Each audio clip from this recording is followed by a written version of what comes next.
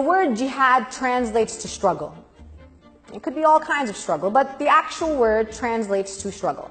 I think as an Arabic speaker, I should be the one to define what jihad means and not Google, which is not Arabic, right? Just making that clear. Anyway, I went to a big Muslim convention just this past year. And I went to a Muslim banquet. I did a keynote speech, and I was trying to like motivate these Muslims to, organize in the resistance. And I said to them that there was a story where a man asked our beloved Prophet Muhammad, may peace and blessings be upon him, what is the best form of jihad or struggle? And then our beloved Prophet Muhammad, may peace and blessings be upon him, responded and said, the best form of jihad or struggle is a word of truth to a tyrannical ruler. That's it, right? Right? That's what happened. Everybody clapped. It was great. Chatted with some folks, then I went home. The next day I wake up and I'm trending on Twitter.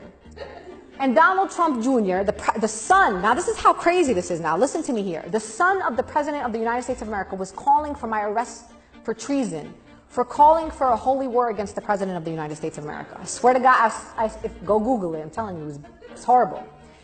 Every celebrity, alt-right personality in America was going after me online. I was getting death threats. People were doxing my home address. It was crazy. The reason why I share that story is because I had a choice to make at that moment. There were people in my community that were so afraid for me that they actually called me and said, Sister Linda, you gotta be careful. You can't be just saying these kinds of things. And I listen to these people because they have my well-being, like they have my best interest at heart, and I know that. They're good people inside. But then I decided to do something. And what I decided to do is I decided to double down. And I called the Washington Post and I said, look, I got some stuff to say. They were like, write whatever you need to write. Let's go with this. So I wrote an op-ed for the Washington Post, go read it, and it was about jihad. The reason why I'm telling you this is because I want you all, especially those in the room who are non-Muslim. We as Muslims do not tell Jews how to practice their religion in this country. We do not tell Christians how to practice their religion, or Sikhs, or Buddhists, or anybody else from any other faith tradition. And in that moment, I decided, why should I allow anybody else to define how I choose to practice my religion freely, as long as I am not engaging in violence or inciting violence against any communities? And why will I allow people who are clearly anti-Muslim to define my religion for me? How is someone who's anti-Muslim going to define what Sharia is, or what jihad is, or what other concepts in Islam are? For me, I drew a line. And I said, you know what? It's not happening on my watch.